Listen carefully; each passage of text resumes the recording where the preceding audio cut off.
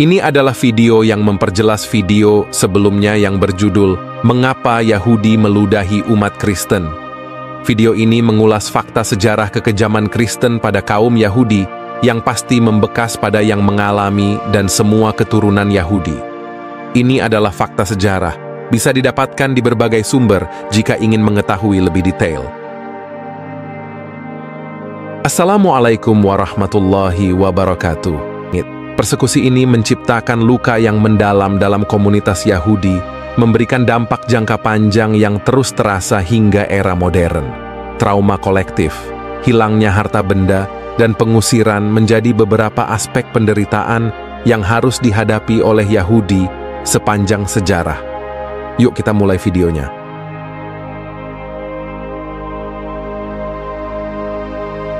Sejarah hubungan antara Kristen dan Yahudi adalah kisah yang sering kali tragis. Meskipun keduanya berasal dari akar yang sama, jalur sejarah mereka telah membawa mereka ke arah yang sangat berbeda. Awalnya, Kristen muncul dari lingkungan agama Yahudi, tetapi seiring waktu, perbedaan teologis dan interpretasi agama memunculkan garis pemisah yang tegas dan mendalam.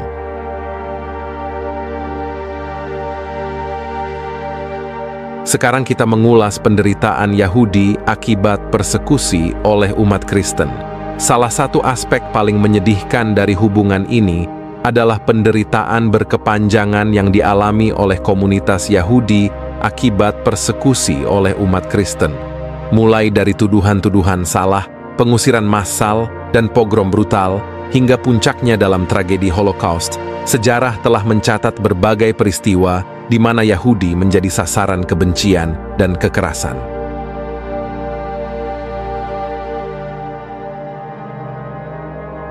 Persekusi ini tidak hanya terjadi dalam bentuk fisik, tetapi juga melalui diskriminasi sistematis dan pengucilan sosial.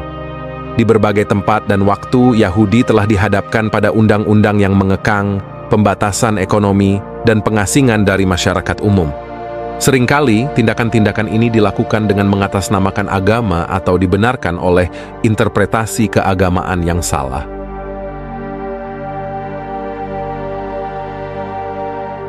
Awal mula konflik antara agama Kristen dan Yahudi dapat ditelusuri kembali ke zaman awal munculnya agama Kristen. Pada awalnya, agama Kristen lahir dari rahim agama Yahudi, dengan Yesus dan pengikut-pengikut awalnya yang semuanya adalah Yahudi. Konflik muncul saat ajaran-ajaran Yesus mulai menyebar dan diterima oleh non-Yahudi, menciptakan perbedaan teologis yang mendalam dengan agama Yahudi. Konflik ini diperparah oleh perbedaan interpretasi tentang Mesias. Bagi umat Kristen, Yesus adalah Mesias yang telah dinubuatkan dalam kitab suci Yahudi, sedangkan bagi Yahudi, kepercayaan ini tidak diterima. Perbedaan ini tidak hanya bersifat teologis, tetapi juga menciptakan ketegangan sosial dan budaya antara kedua kelompok.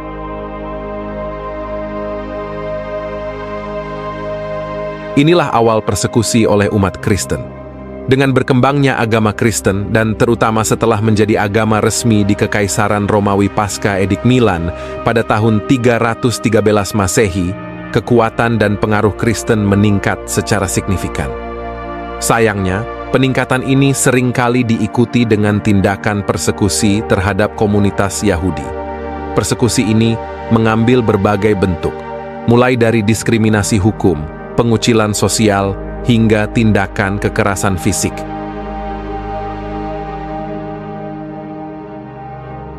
Salah satu contoh awal adalah penghancuran Bait Suci di Yerusalem pada tahun 70 Masehi oleh pasukan Romawi, yang meskipun bukan dilakukan atas perintah gereja Kristen, namun memiliki dampak signifikan terhadap komunitas Yahudi dan memperburuk hubungan antara Yahudi dan umat Kristen.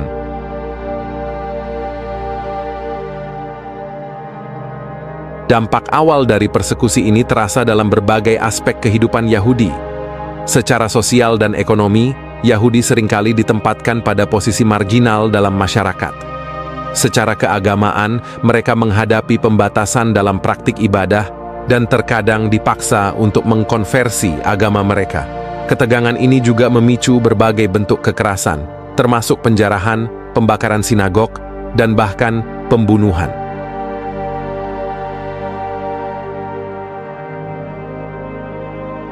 Persekusi ini menciptakan luka yang mendalam dalam komunitas Yahudi, memberikan dampak jangka panjang yang terus terasa hingga era modern.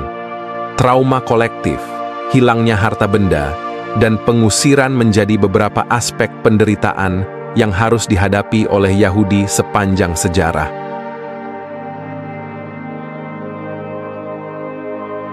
Pada era Romawi, khususnya setelah agama Kristen menjadi agama resmi Kekaisaran Romawi, kebijakan terhadap Yahudi mulai berubah.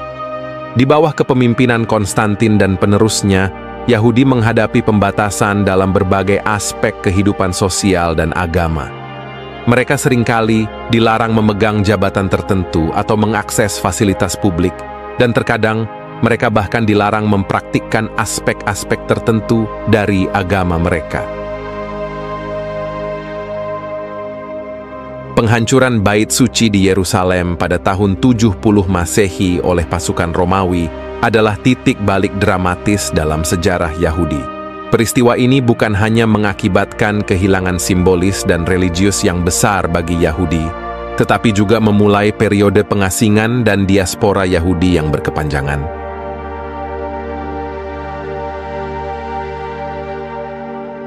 Di Eropa abad pertengahan, persekusi terhadap Yahudi seringkali dilakukan dengan tuduhan yang tidak berdasar dan kejam. Tuduhan darah, misalnya, adalah kepercayaan palsu bahwa Yahudi menggunakan darah orang Kristen untuk ritus agama mereka. Tuduhan ini berulang kali memicu pogrom, serangan kejam terhadap komunitas Yahudi yang seringkali melibatkan pembunuhan massal dan penghancuran properti.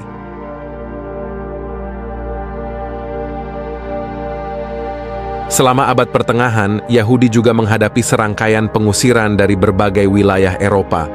Pada tahun 1290, semua Yahudi diusir dari Inggris, diikuti oleh pengusiran serupa di Prancis dan Spanyol. Kebijakan-kebijakan ini seringkali didorong oleh ketakutan, prasangka, dan tekanan politik dalam kerajaan-kerajaan Kristen.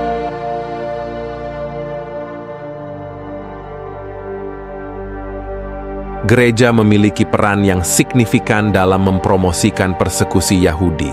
Dari khotbah hingga dekrit, banyak pemimpin gereja menyebarkan pandangan anti-Yahudi yang membenarkan dan bahkan mendorong tindakan diskriminatif dan kekerasan terhadap Yahudi.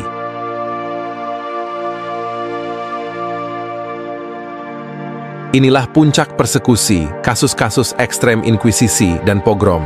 Di Eropa, terutama selama abad pertengahan dan masa-masa selanjutnya, inkuisisi menjadi simbol kekejaman ekstrem terhadap Yahudi. Diprakarsai oleh Gereja Katolik, inkuisisi bertujuan untuk memurnikan kepercayaan dari apa yang dianggap sebagai bidah, termasuk praktik Yahudi. Yahudi yang tidak mau berpindah agama seringkali menghadapi penyiksaan, pengadilan yang tidak adil, dan eksekusi.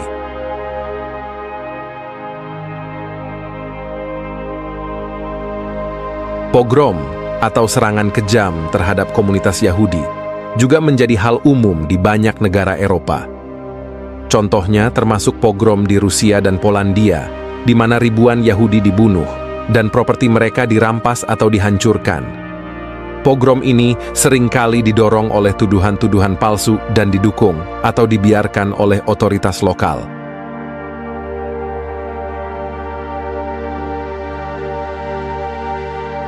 Holocaust, puncak persekusi.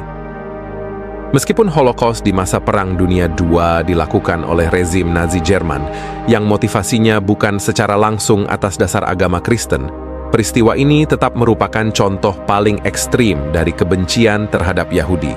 Ideologi Nazi yang menggabungkan rasisme ekstrem dengan antisemitisme mengakibatkan pembunuhan sistematis sekitar 6 juta Yahudi.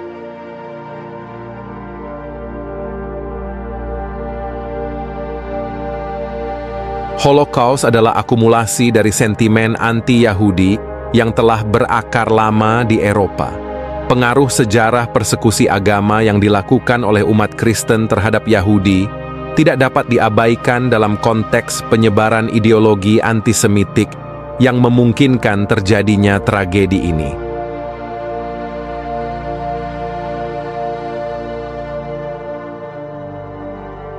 Kekejaman ini, terutama Holocaust, telah meninggalkan bekas yang tak terhapuskan dalam memori kolektif Yahudi dan menjadi simbol dari akibat mengerikan dari kebencian rasial dan agama. Mereka menandai puncak dari sejarah panjang persekusi terhadap Yahudi dan menjadi titik penting dalam pemahaman global tentang bahaya ekstremisme dan intoleransi.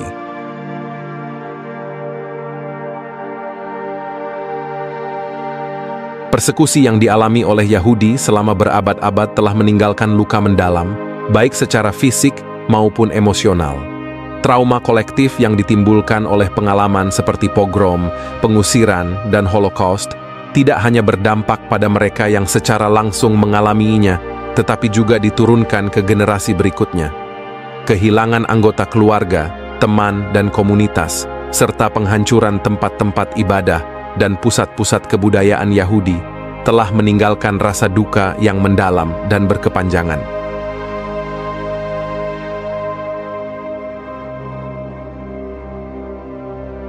Persekusi juga menyebabkan pengungsian massal dan penciptaan diaspora Yahudi.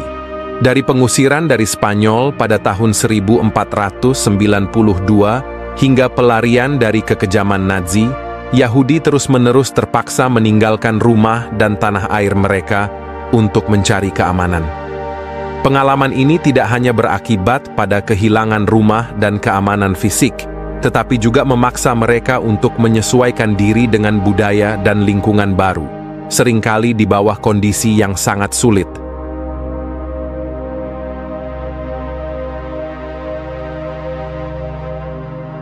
Persekusi berabad-abad juga telah memberikan dampak yang signifikan terhadap posisi sosial ekonomi Yahudi. Diskriminasi dan pembatasan dalam bidang pekerjaan dan pendidikan telah memaksa banyak Yahudi untuk beradaptasi dalam cara-cara yang unik, baik dalam perdagangan, keterampilan tertentu, atau pendidikan. Meski menghadapi tantangan besar, banyak komunitas Yahudi yang berhasil mencapai kemajuan ekonomi dan kontribusi budaya yang signifikan, meskipun seringkali dihadapkan pada stereotip dan prasangka.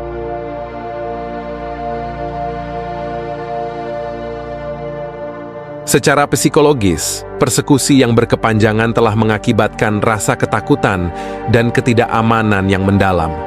Hal ini seringkali mengakibatkan kebutuhan untuk selalu waspada dan siap menghadapi potensi ancaman baru. Perasaan isolasi dan ketidakpercayaan terhadap orang lain, terutama mereka yang berada di luar komunitas Yahudi, juga menjadi konsekuensi dari pengalaman ini.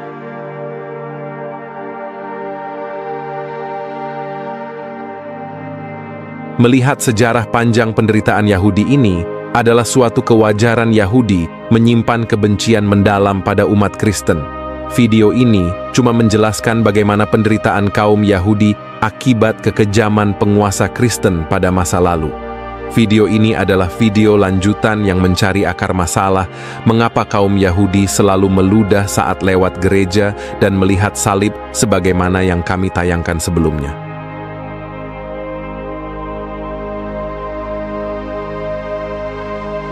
Dalam memandang kaum Yahudi, kita harus bisa membedakan antara Yahudi dan Zionis. Yahudi adalah sebuah kaum atau ras, sementara Zionis adalah gerakan politik dalam negara Israel yang melakukan kekerasan terhadap umat Islam dan Kristen di Palestina. Jangan dianggap semua Yahudi setuju dengan kekerasan yang dilakukan Zionis. Ada juga Yahudi yang menentang.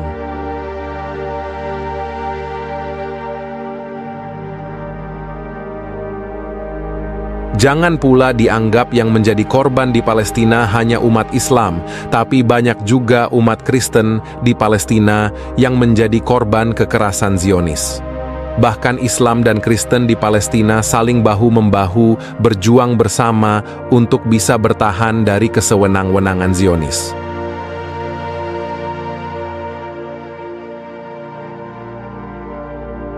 Tapi yang mengherankan kami, saat umat Kristen Eropa dan belahan dunia lain membela Palestina karena ada kaum Kristen yang tertindas juga di sana, malah banyak Kristen Indonesia yang justru membela Israel. Ini adalah sebuah ironi yang membagongkan.